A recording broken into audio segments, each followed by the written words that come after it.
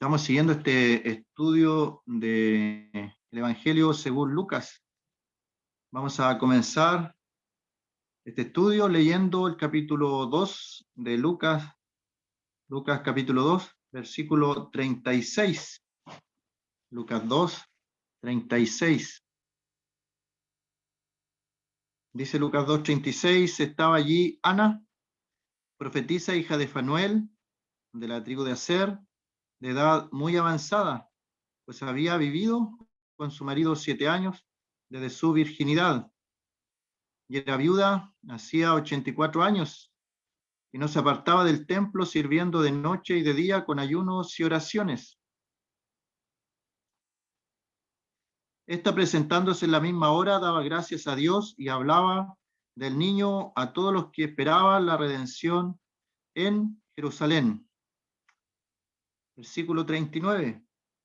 Después de haber cumplido con todo lo prescrito en la ley del Señor, volvieron a Galilea, a su ciudad de Nazaret, y el niño crecía y se fortalecía y se llenaba de sabiduría, y la gracia de Dios la gracia de Dios era sobre él. Iban sus padres todos los años a Jerusalén en la fiesta de la Pascua, y cuando tuvo 12 años, subieron a Jerusalén conforme a la costumbre de la fiesta. Al regresar ellos, acabada la fiesta, se quedó el niño Jesús en Jerusalén, sin que lo supiesen José y su madre. Y pensando que estaba entre la compañía, anduvieron camino de un día y le buscaban entre los parientes y los conocidos. Pero como no le hallaron, volvieron a Jerusalén buscándole. Aconteció que 3 días después le hallaron en el templo, sentado en medio de los doctores de la ley, oyéndoles y preguntándoles. Y todos los que le oían se maravillaban de su inteligencia y de sus respuestas. Cuando le vieron, se sorprendieron, y le dijo su madre: Hijo, ¿por qué nos has hecho así? He aquí tu padre y yo te hemos buscado con angustia. Entonces él le dijo: ¿por qué me buscabais? ¿No sabías que en los negocios de mi padre me es necesario estar? Mas ellos no entendieron las palabras que les habló. Y descendió con ellos y volvió a Nazaret, y estaba sujeto a ellos. Y su madre guardaba todas estas cosas en su corazón. Y Jesús crecía en sabiduría y en estatura, y en gracia para con Dios y los hombres. Hasta ahí, por el momento, la lectura de la palabra del Señor.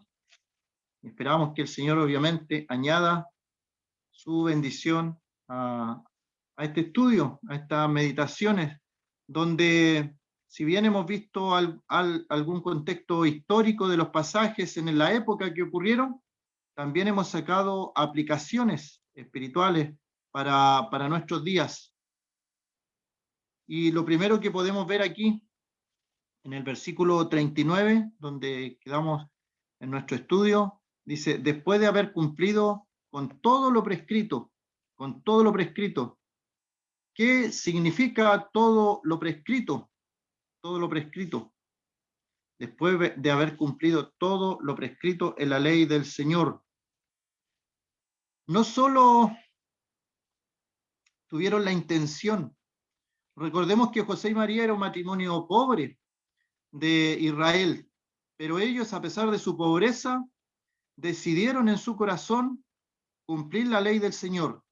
Y por eso es que vemos, y Lucas nos da el detalle de cuál fue su ofrenda. No fue la ofrenda de los más ricos, no fue la ofrenda de los que tenían, de los pudientes. Ellos dieron la ofrenda prescrita de los más pobres en la tierra de Israel. Pero aún así, en su pobreza, ellos dieron la ofrenda correspondiente. Algunos dicen: me gustaría hacer esto o aquello. Sería bueno, agradable realizar esta labor. Hay personas que hacen cosas, nosotros las conocemos, sabemos y las identificamos. Hay personas que siguen la ley del Señor, cumplen los mandamientos del Señor, no tienen problema en hacerlo, no ponen excusas para realizar lo prescrito por el Señor en su ley.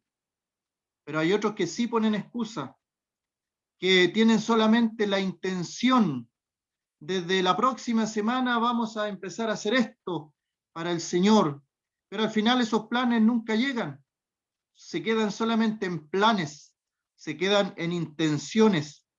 Hay personas que desean hacer cosas, pero al final no las hacen, se quedan solamente en las intenciones. Tal vez a nosotros, hermanos, nos ha pasado alguna vez que nos quedemos en la intención de cumplir algún mandamiento del Señor y no lo hagamos.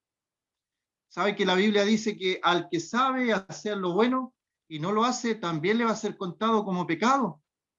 Porque sabiendo nosotros que algo es bueno y el Señor pone el deseo en nuestro corazón de hacerlo y no lo hacemos, entonces ya pasaría a tomarse como una falta delante del Señor. José y María hacían las cosas, no se quedaban en la intención, no ponían excusas. Ellos tenían, como dice aquí, prescrito en la ley del Señor, había mandamientos, y ellos van a Jerusalén, suben de Jerusalén, suben a Jerusalén desde Galilea, desde Nazaret, y hacen los mandamientos que el Señor les había dejado establecidos, les había dejado prescritos. Así que conocemos personas que hacen las cosas, conocemos otras personas que observan y miran y tienen solamente la intención de hacer, pero nunca las hacen, y comentan acerca de lo que otros hacen. En lo espiritual es lo mismo. Y está un tercer grupo de personas que no hace nada, que ni siquiera tiene la intención de hacer cosas por el Señor, pero muy buena para criticar. Critican a los que tienen la intención de hacer algo y, como decimos en buen chileno, les echan el avión abajo. No va a resultar, esto no, nunca ha resultado, ¿cómo se te ocurrió hacer esto? Y también critican a los que hacen las cosas. Nunca les parece bien algo. Hay hermanos que hacen cosas para el Señor y siempre van a haber personas que, no haciendo nada, son muy buenas para criticar. Hermano, hermana, si el Señor ha puesto algo en tu corazón, delante del Señor tú vas a tener que dar cuenta. Y si no transcurre nada, ningún mandamiento de la Biblia, adelante, hazlo, y hazlo para la gloria del Señor, no para tu propia gloria, sino que cumpla aquellos mandamientos que el Señor te ha dado para la gloria del Señor. Y no te quedes solamente con la intención, no te quedes solamente, me gustaría hacer eso, hazlo. Toma fuerzas, sé valiente y haz lo que el Señor te ha puesto en tu corazón. Y si parece imposible, porque muchas cosas parecen imposibles, se necesita fe. Muchas de las cosas que yo he realizado en su momento eran imposibles.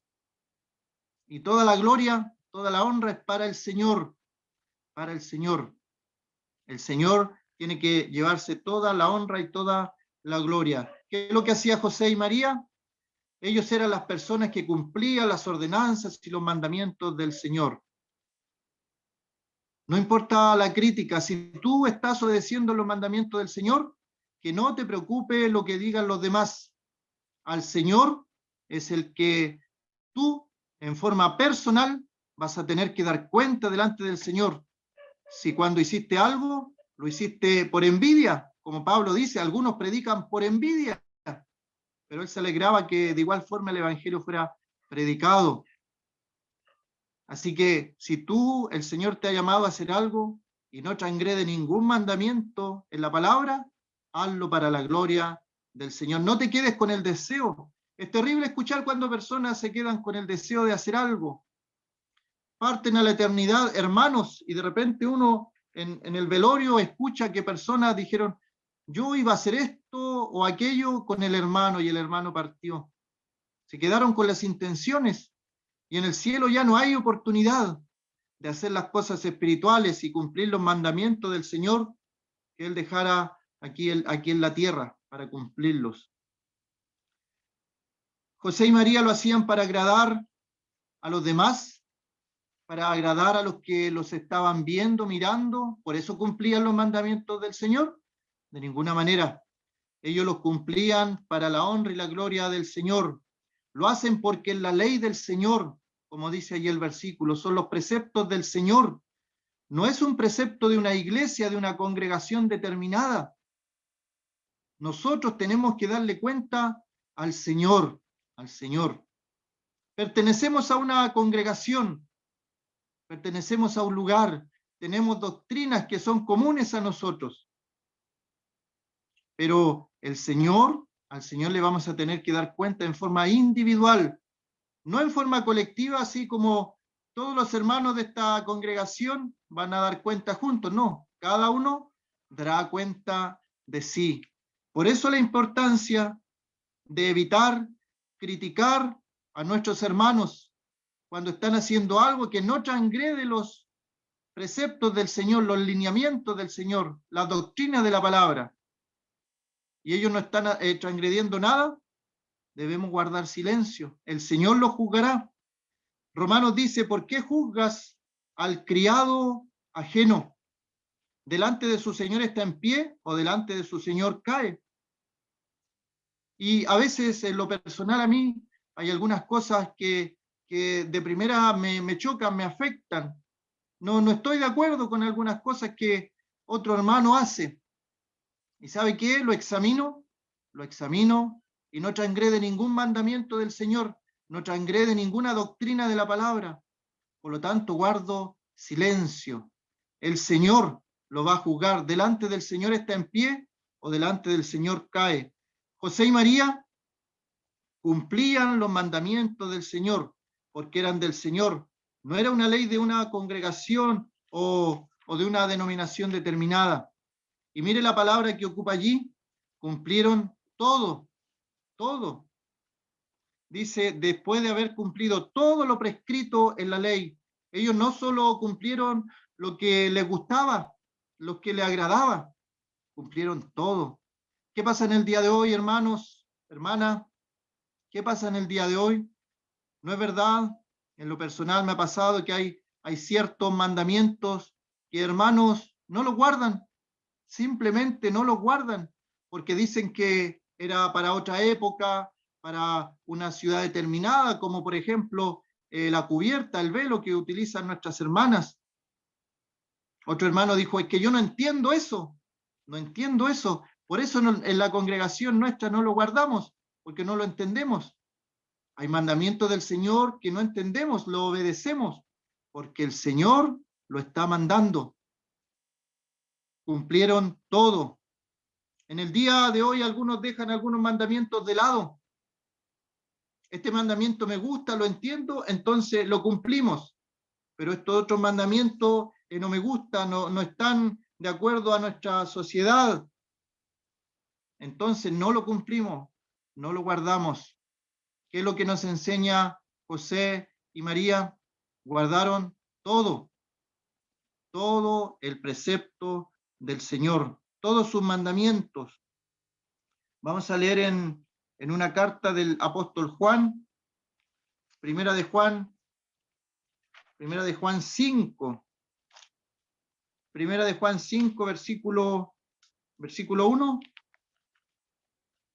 Todo el que cree que Jesús es el Cristo es nacido de Dios, y todo aquel que ama al que engendró, ama también al que ha sido engendrado por él.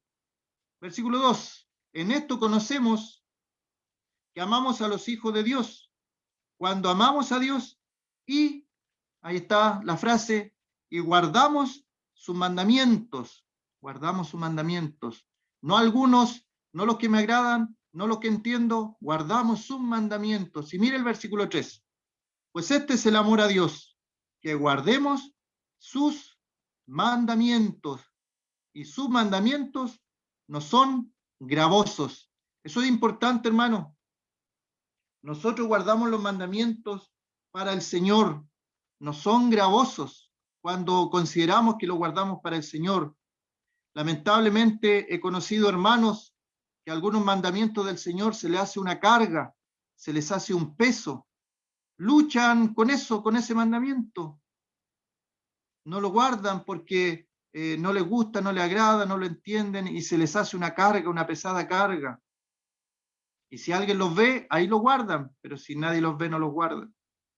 Son mandamientos, se les ha hecho gravoso, se les ha hecho pesado, pero para el creyente que quiere servir al Señor, que quiere agradar al Señor como José y María, los mandamientos del Señor no son gravosos.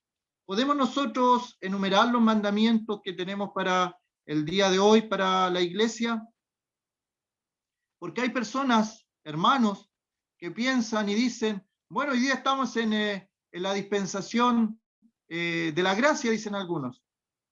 Prefiero decir la dispensación de la iglesia, porque nuestro padre Abraham también fue salvado por gracia. En el Antiguo Testamento también había gracia para salvación. Estamos en esta dispensación, los mandamientos eran para el Antiguo Testamento, piensan y dicen algunos hermanos, pero hay muchos mandamientos para la iglesia en el día de hoy. Los mandamientos no son solo para el Antiguo Testamento. La iglesia, vimos el tema de la iglesia, lo estudiamos y vimos que hay mandamientos para la iglesia. ¿Cuáles son estos mandamientos? ¿Cuáles son estas ordenanzas? La iglesia popular, la iglesia católica, tiene 7 o 5 sacramentos, pero la Biblia, ¿cuánto menciona? ¿Cuánto nos da una orden específica respecto a los mandamientos que tenemos que guardar? Es interesante que Moisés, las tablas de la ley, habían 10 mandamientos. 10 mandamientos. En el Nuevo Testamento se repiten de diferente forma, obviamente, por palabra del Señor o palabra de los apóstoles, se repiten 9 de estos 10 mandamientos. ¿Sabe cuál es el que no se menciona dentro del contexto de la iglesia? El guardar el día de reposo, el guardar el día sábado. Los mandamientos para la iglesia, los que recibieron su palabra, decía Hechos capítulo 2, los que recibieron su palabra fueron bautizados y se añadieron aquel día como 3.000 personas. Hay un mandamiento que es el bautismo. Hermano, hermana, en este tiempo estamos en pandemia, pero hemos sabido de bautismos, personas que se han bautizado. ¿Y por qué se bautizan los hermanos? ¿Se bautizan para agradar a alguien? Se bautizan para agradar al Señor, porque es un precepto del Señor. Hay 2 preceptos, hay 2 mandamientos en este tiempo para la iglesia. Que nos bauticemos, y el otro mandamiento es recordar a nuestro Señor a través del pan, a través de la copa, lo que se llama el partimiento del pan, o lo que se llama la cena del Señor. Son los 2 mandamientos que dejó establecido el Señor para hacer memoria de Él. Pero tenemos algunos otros pasajes, como por ejemplo en Corintios, aparece cada primer día de la semana se recojan las ofrendas. Es un mandamiento. No es opcional, no es optativo, no es si me gusta, no me gusta. No hacer acepción de personas. Es un mandamiento en Santiago para el creyente, para la iglesia. Pobre de aquella iglesia que haga acepción de personas, que discrimine a una persona por tener poco dinero o mucho dinero, hacer una discriminación positiva, tratarlo muy bien, porque tiene anillo de oro y vestido lujoso, y al pobre tratarlo muy mal, darle el peor espacio para ubicarse dentro de la congregación. Y hablando de los pobres, también hay mandamientos para la iglesia de ayudar a los pobres, ayudar a las viudas, lo vimos la vez pasada. Hay un mandamiento que habla de no apagar el espíritu, no es opcional, son mandamientos. Cada uno de nosotros, cada uno de ustedes puede buscar en el Nuevo Testamento, estamos hablando del Nuevo Testamento, mandamientos, preceptos que el Señor ha dejado para la iglesia, para la iglesia. Así que eso de que los mandamientos y las ordenanzas es del Antiguo Testamento, es del Antiguo Pacto, vemos por la palabra que no es tan así. Hay mandamientos, hay ordenanzas y hay preceptos que están en el Nuevo Testamento, que son para el creyente. Orar sin cesar es una invitación de Pablo, pero no deja alternativas. No es ora sin cesar cuando tengas ganas de orar, ora sin cesar cuando sientas el deseo de hacerlo. Dice la Escritura, orar sin cesar. Así que esos son algunos de los mandamientos que podemos encontrar en el Nuevo Testamento. Y como digo, cada uno puede encontrar más mandamientos acerca de nuestras vidas y poder agradarle al Señor. Dice, después que cumplieron todo lo prescrito en la ley del Señor. Volvieron a Galilea, Galilea, a su ciudad. Nazaret era la ciudad del Señor, era la ciudad de María, de José. ¿Cómo era Nazaret? ¿Cómo era Galilea? Lo vimos en algunas oportunidades pasadas, por beneficio a los hermanos que están en el día de hoy. Vamos a leer solamente de dónde sale Galilea. Galilea. Isaías capítulo 9. Esto tiene que ver un poco con lo que es geografía bíblica. Sabemos que el pueblo de Israel es muy celoso de las costumbres, de las ordenanzas, del hecho de ser judíos. Es una forma de ser el judaísmo. No es solamente una religión, es una forma de ser, de vivir, ser judío. En el día de hoy hay personas alrededor de todo el mundo que son judías por nacimiento, por religión. Hay algunos prosélitos que se han hecho judíos también, pero ¿qué significaba en la época del Señor ser judío? Habían 3 provincias. Estaba Galilea en el norte, al centro estaba Samaria y al sur estaba la provincia de Judea y más al sur ya hacia el lado de Egipto y Idumea. Y a lo largo de todo este recorrido de Israel está en el norte el mar de Galilea y que provee el río Jordán hacia abajo, hasta llegar a lo que es el mar Muerto. Tenemos allí el pueblo de Israel, un pueblo que era muy celoso de sus costumbres. Y recordemos el Señor cuando cuenta la historia, por ejemplo, del samaritano que ayudó a un judío golpeado, porque entre judíos y samaritanos no se hablaban, no se soportaban, había rivalidad. Juan capítulo 4 nos habla de la mujer samaritana también, y recalca la idea que entre judíos y samaritanos no había contacto. Y esto era porque allí en Samaria en algún momento de la historia de Israel, se habían mezclado los judíos con otros pueblos y de ahí había nacido los samaritanos. Entonces no eran puros y los judíos eran muy celosos de su pureza en raza. Y el Señor pudo haber escogido cualquier lugar para criarse, para vivir, para conocer su entorno, el entorno natural de su país, de Israel, pero escogió esta tierra de Galilea, y es importante. Estaba profetizado, Isaías 9, mas no habrá siempre oscuridad para la que está ahora en angustia, tal como la aflicción que le vino en el tiempo que livianamente tocaron la primera vez a la tierra de Zabulón y a la tierra de Neftalí. Ahí menciona dos tribus.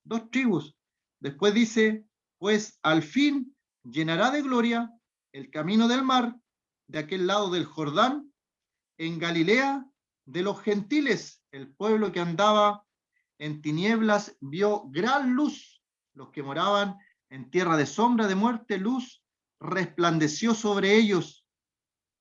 Es interesante, esto se escribió 700 o 750 años antes que el Señor naciera. Y se habla de Galilea de los gentiles. Otras traducciones ahí en Isaías capítulo 9 hablan de, en vez de decir de los gentiles, dice de los que no adoran al Dios de Israel. O sea, esa tierra, Galilea de los que no adoran al Dios de Israel. Galil al Goyim, así es el original, se lee. Galil a Goyim, significaba literalmente el distrito de los gentiles. Eso significa la palabra Galilea. Era una zona despreciada por los judíos. Estaban dentro de las dos tribus, Neftalí y Zabulón. Y geográficamente hay una Galilea alta y una Galilea baja. Hasta el día de hoy se puede apreciar eso. Y está allí el mar de Galilea. El mar de Genesaret también es el mismo. Es un lago de agua dulce, pero es tan grande que algunos le mencionan como un mar. Y está rodeado por cordilleras. Entonces, cuando hay vientos, estos vientos suben por la cordillera y al bajar generan olas grandes, y parece que estuvieran en mar abierto, pero es un lago. Y es ahí donde, en esa zona donde el Señor realizó varios milagros, en Galilea de los gentiles. No quiso nacer el Señor en Jerusalén o criarse en Jerusalén, donde estaba el centro político, el centro de poder religioso, no. El Señor quiso nacer en una pequeña aldea, Belén, de la provincia de Judea, pero luego en su crianza, él fue a otra provincia, a la provincia de Galilea, y esa provincia, su significado casi literal, significa el distrito de los gentiles. Galilea, el distrito de los gentiles. Ahí quiso el Señor criarse. Y camino del mar aparece allí en Isaías, y esto era porque de distintas partes utilizaban ese camino para llegar al gran mar, al mar Mediterráneo. Era un lugar de tránsito. El Señor tiene que haber conocido mucha gente en su niñez, adolescencia, ver muchas caravanas pasar por allí, comerciales. Esa es la ciudad que escogió el Señor. Dentro de la provincia de Galilea, la ciudad dice de Nazaret, Nazaret. ¿Y cuál es el concepto de la pequeña aldea de Nazaret? Porque era una pequeña aldea, tampoco nació, o sea, tampoco se crió en ciudades grandes, gigantescas, era una aldea de artesanos, de carpinteros. Históricamente hablando, eso dicen los geógrafos que han estudiado el tema. Allí estaban un grupo de artesanos, era una aldea de carpinteros. ¿Y cómo apreciaban allí Nazaret? Porque dice que era su ciudad, su ciudad. Lucas, allí en el verso 39 dice, volvieron a Galilea, a su ciudad. Hay una identificación con la ciudad de Nazaret. ¿Y cuál era el concepto de la ciudad de Nazaret? Lo tenemos en Juan, capítulo 1, versículo 46.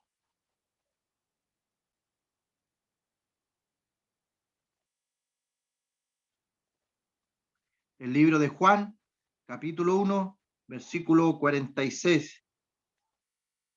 Natanael le dijo, de Nazaret puede salir algo de bueno. Felipe le dijo, ven y ve.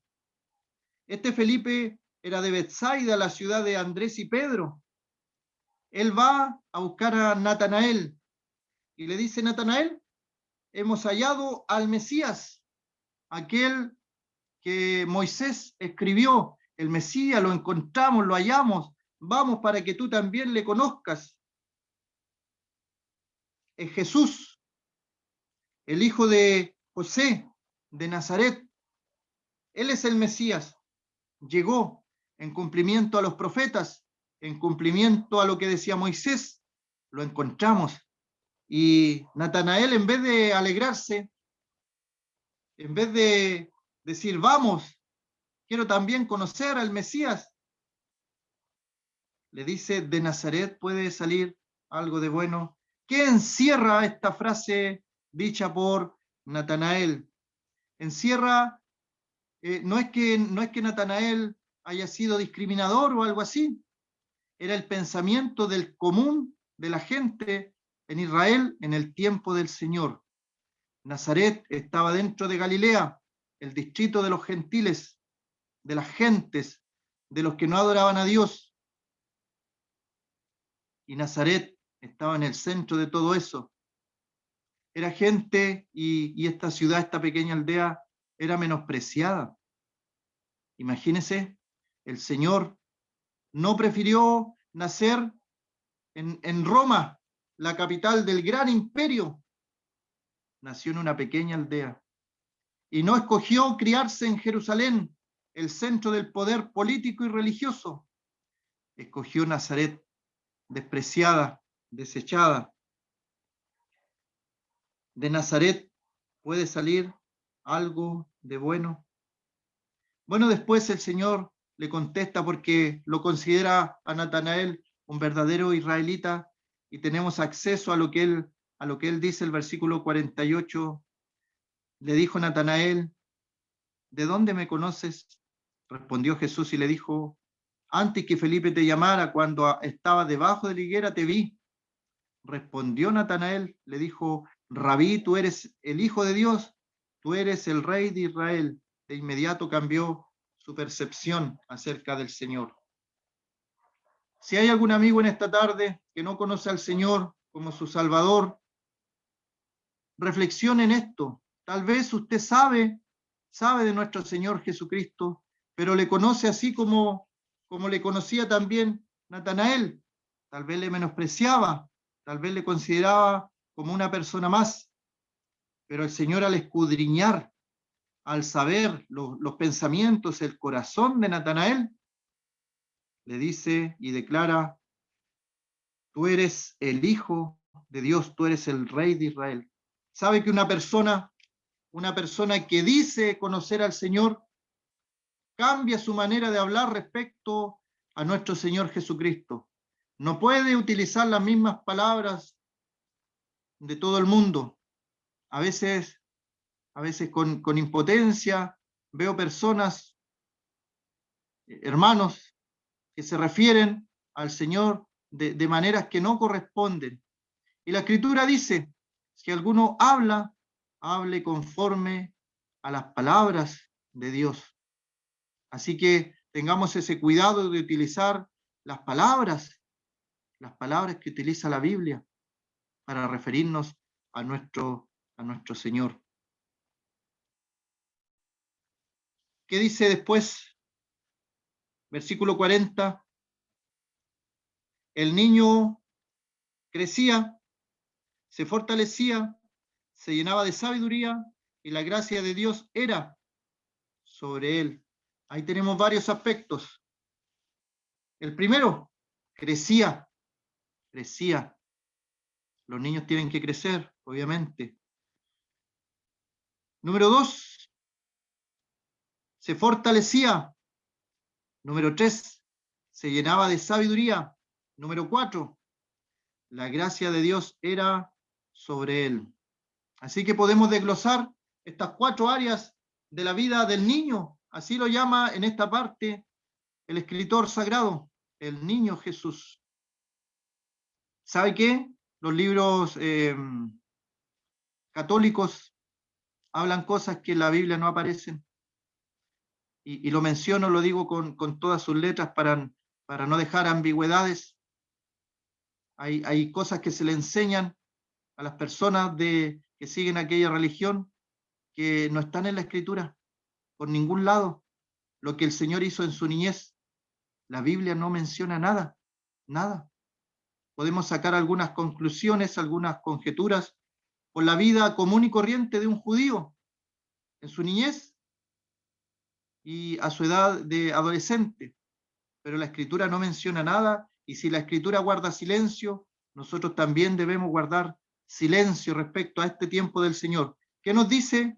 Que crecía. ¿Con qué tiene que ver el crecimiento allí? Se refiere a la parte corporal. Era un niño saludable corporalmente. Y todo lo que vemos aquí, porque después lo repite en el versículo 52, pero ya el Señor allí está más grande, 12 años, pero acá habla de un niño, todo lo que vemos aquí del crecimiento, del fortalecimiento, de la sabiduría y la gracia de Dios, está todavía bajo la tutela de sus padres, de su madre María, de José, su tutor legal, por decirlo así. Muchas cosas, como lo dije la vez pasada, dependen de los padres que Dios, en su soberana voluntad, escogió para que fueran los padres de nuestro Señor Jesucristo. No escogió a cualquier padre. Y sabe que en el día de hoy también nosotros como hijos, el Señor, en su soberana voluntad, escogió quiénes serían nuestros padres, en qué familia creceríamos, en qué ciudad creceríamos. Eso no dependía de nosotros. Ya uno cuando más adulto puede elegir algunas cosas o cambiarse de ciudad, pero en nuestra niñez todas esas decisiones pasaban por los padres que Dios nos dio, por la ciudad en que Dios permitió que naciéramos o nos criáramos. Así que el crecer tiene que ver con su cuerpo, con su salud, con el desarrollo muscular. Y la otra palabra que utiliza allí es el fortalecer, se fortalecía. Hay una traducción que en la Reina Valera Gómez dice en esa frase, se fortalecía en espíritu. Tiene que ver con el crecimiento espiritual. La Biblia del Jubileo y la Biblia Sagrada Escritura del año 1569 por ahí, también traducen esta frase como era confortado del espíritu. Así que esa frase allí, se fortalecía, tiene que ver con el ámbito espiritual del niño. Y como dije y repito nuevamente, en esta etapa dependía de sus padres. Así que sus padres se preocuparon del niño Jesús en su crecimiento físico y en su crecimiento espiritual. A los padres, que somos padres también, Dios me ha concedido el privilegio de ser padre, la responsabilidad que pasa por nosotros desde pequeñitos, desde niños. Recordemos que aquí el Señor es pequeñito y la responsabilidad de sus padres, fortalecer también su espíritu, la parte espiritual, ser fortalecidos en el espíritu. Una frase parecida aparece en Efesios capítulo 6, cuando el Señor dice, fortaleceos en el Señor y en el poder de su fuerza. Se está refiriendo al espíritu. Con eso tiene que ver el fortalecimiento. El Señor como niño iba creciendo y se fortalecía en su espíritu. Es importante la parte espiritual para los niños. Sabe que habían países, bueno, Estados Unidos en alguna época de su historia quitó la oración de las escuelas. Antes de eso, los niños comenzaban su día escolar orando. Se quitó eso, se quitó de todas las escuelas. Y en el día de hoy vemos cómo están las escuelas en aquel país. Algunos quieren volver esa buena costumbre, orar al Señor, porque Estados Unidos nace de hermanos protestantes que querían libremente ejercer su religión, que en Europa no se lo permitían. Así que ellos van a las nuevas tierras, un nuevo comienzo. Es un país que nace del protestantismo, pero en el día de hoy ha cambiado mucho. Y la misma frase también aparece en segunda de Timoteo, el capítulo 2, versículo 1, donde dice, fortalécete en la gracia que hay en Cristo. Fortalécete en la gracia que hay en Cristo. Hermano, hermana, ¿te estás fortaleciendo? Está bien preocuparse del cuerpo, Hay que cuidar nuestra salud, nuestro templo del Espíritu Santo, pero no dejar de lado el espíritu, las cosas espirituales, lo interno. A veces nos preocupamos de lo externo, del cuerpo, y acudimos al doctor y nos hacemos exámenes. Hacemos lo mismo con nuestro espíritu. A veces espiritualmente nos sentimos cansados. Estamos haciendo un examen, por ejemplo, espiritualmente, y tenemos la medicina fortaleciéndonos en el Señor como creyentes en nuestro cuerpo espiritual. Estamos creciendo. El Señor nos dejó ejemplo. Él crecía en todas las áreas de su vida, desde su niñez, creciendo.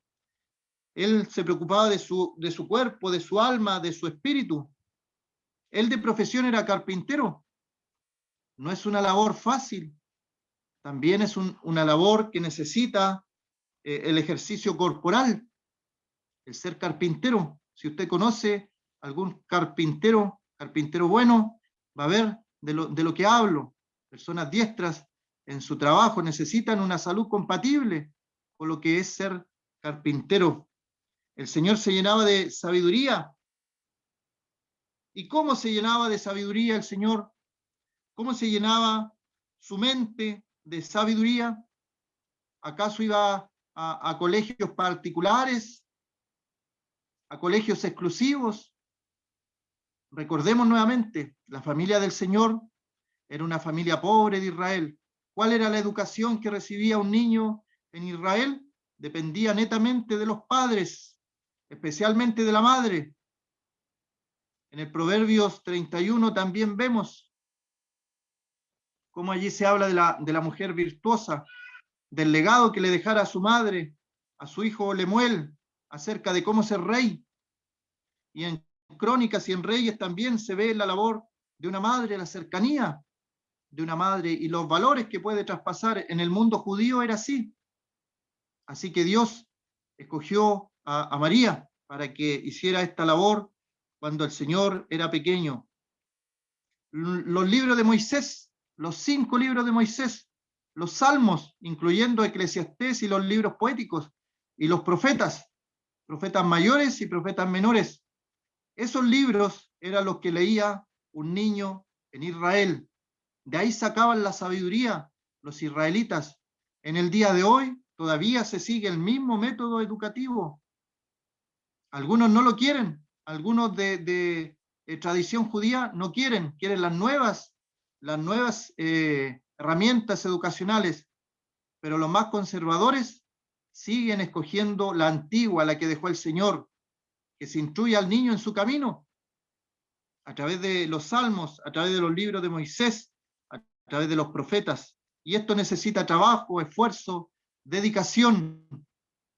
Estaban en la sinagoga, y cuando el Señor crece, dice, fue a la sinagoga como era su costumbre. Él había hecho de ir a la sinagoga a aprender del libro de la ley, de los salmos y de los profetas, había hecho su costumbre, una buena costumbre. De allí sacaba su sabiduría, leyendo de otros niños que en la antigüedad habían sido sabios, como Samuel. El niño Samuel crecía delante del Señor, el mismo tiempo del Señor, Juan el Bautista, con padres piadosos, eran temerosos del Señor. Dice que Juan crecía y se fortalecía en espíritu. Así que en este tiempo que estamos hoy día, estamos pendientes de nuestros niños que van creciendo. A lo mejor no solamente los nuestros, sino los que conocemos por medio de la escuela dominical. Es una responsabilidad. Bueno, José y María cumplieron su responsabilidad con el niño Jesús. Lo educaron conforme a las leyes judías. ¿Cómo educamos a nuestros niños? ¿Qué valores le traspasamos? Estamos enseñando desde pequeños, desde su entendimiento. Los judíos le pasan la Torá, los mandamientos del Señor. Como dice el libro de Deuteronomio, y con esto terminamos para dejarlo a la meditación, qué es lo que tenían que hacer los judíos con sus niños. En Deuteronomio 6, dice versículo 4, Oye Israel, Jehová nuestro Dios, Jehová uno es. Amarás a Jehová tu Dios de todo tu corazón, de toda tu alma y con todas tus fuerzas. Y estas palabras que yo te mando hoy estarán sobre tu corazón. Versículo 7, la obligación de los papás. Y las repetirás a tus hijos, hablarás de ellas, estando en tu casa, andando por el camino, y al acostarte, y cuando te levantes, y las atarás como una señal en tu mano, y estarán como frontales en tus ojos, y las escribirás en los postes de tu casa y en tus puertas, mandamientos para los padres israelitas respecto de sus hijos, repetir en todo tiempo la palabra y los mandamientos del Señor. Como José y María eran temerosos de Dios, podemos pensar que ellos lo hicieron con nuestro Señor cuando era niño. Lo hizo también los padres de Juan el Bautista en su niñez. Y así iban creciendo los niños, se fortalecían en la gracia del Señor también. Que el Señor bendiga su palabra en esta tarde.